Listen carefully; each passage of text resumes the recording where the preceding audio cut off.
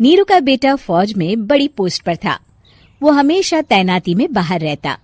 घर में अकेली नीरू बोरियत महसूस करती थी। नीरू की सहेलियों ने उसे सलाह दी कि वो अपने बेटे की शादी करवा दे।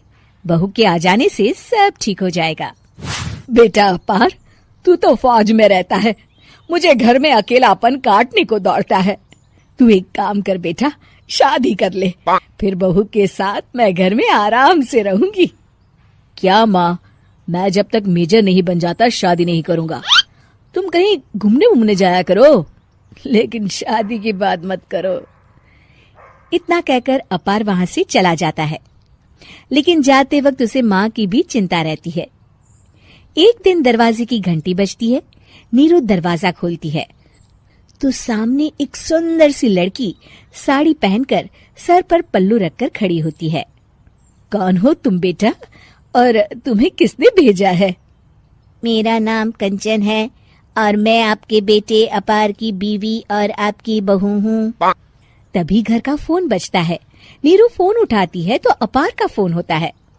माँ, कंचन आ गई। वो आपकी बहू है माँ, और मैंने उससे शादी कर ली है।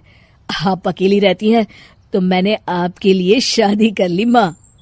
अच्छा बेटा, बहू तो आ गई, बहुत सुंदर है। अब ना मैं आराम से घर में खुश रहूंगी। इतना कहकर नीरू जैसे ही कंचन की तरफ देखती है, वो उसके पैर छूती है। नीरू कंचन को आशीर्वाद देकर गले लगा लेती है। अगली सुबह नीरू सोकर उठती है तो अरे, सारा घर कितना चमक रहा है। इतनी सुबह घर का सारा काम किसने किया? तभी कंचन हाथ में स्वादिष्ट नाश्ता और चाय लेकर आती है और टिपॉय पर रखकर कंचन के पैर छूती है। बहू को देखकर नीरू काफी खुश हो जाती है। वो कंचन से कहती है, कंचन बेटा, आज मेरे घर में किटी पार्टी है। तुम मेरी सहेलियों के लिए कुछ अच्छा बना लेना। माँ, मुझे अच्छा बनाना नहीं आता, आप बता दीजिए, मैं बना दूंगी।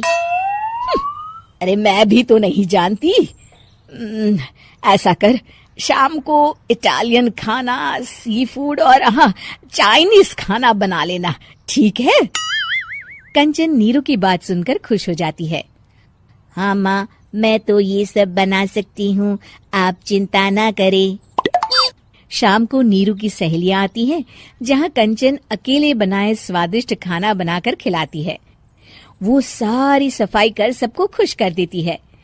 कंचन अंदर किचन में जाती है कि तभी नीरू की सहेली बोल पड़ती है।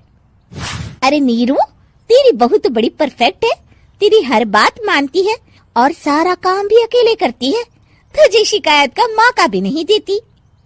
लेकिन क्या फायदा, बेचारी नीरू का जीवन तो बहू के आने के बाद भी बोरिंग का बोरिंग ही रहा। क्यों, ऐसा क्यों बोल रही है? अब तो मेरे साथ मेरी बहू भी रहती है। हाँ, रहती तो है, लेकिन मैं ऐसी लड़कियों को बहुत अच्छे से जानती हूँ। ये सारे काम इसलिए करती है कि तुझे लड़ाई करने का कोई मौका ना मिले और तू फ्रस्ट्रेट हो जाए, समझी? नीरू भोली सूरत बनाकर कहती है, नहीं, मैं नहीं समझी। अरे, घर में सास बहू की लड़ाई ना हो तो घर भी भला घर लगता है क्या? मेरे घर में ही ले ले। सुबह से बहू के साथ लड़ाई में इतनी चहल पहल रहती है कि मन हमारा भी लगा रहता है और पड़ोसियों का भी। नीरू मन में सोचती है, बात तो सही है। अगर ये मेरी शिकायत के बिना ही हर काम कर देगी तो मैं क्या करूंगी? रात को नीरू सोने के लिए कमरे में जाती है, जहाँ कंचन उसके पैर दबाने लगती है। नीरू को अच्छा तो लगता है, लेकिन वो किसी भी तरह से उससे लड़ाई करना चाहती है। बहू, दर्द पैर में नहीं सर पर है और तू मेरे पैर दबा रही है। मैं सर दबा देती हूँ माँ जी। ये कहकर वो उसका सर दबाने लगती है।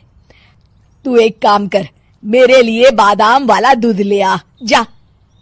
कंचन जाकर सास के लिए दूध ले आती है।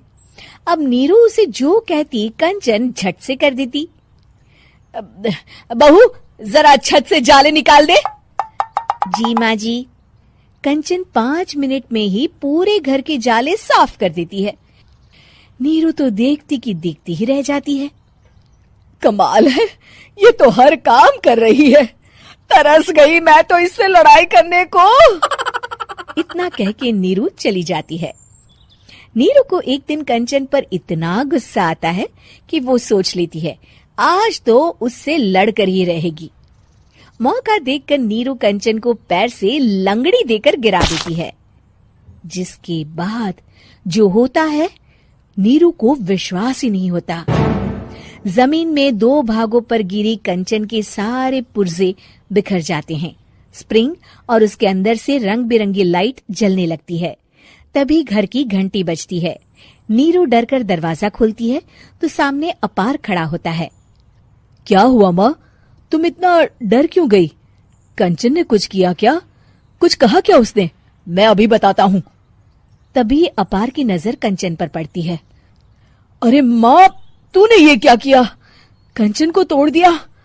तुम्हारी खुशी के लिए मैंने रोबोट को तुम्हारी बहू बनाकर भेजा था, जिससे तुम्हारी हर इच्छा पूरी हो और तुम खुश रहो।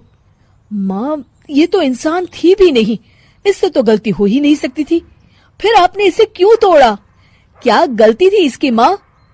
बेटा, इसकी सबसे बड़ी गलती ये थी कि ये इंसानों की तरह सास से लड़ाई नहीं करती थी।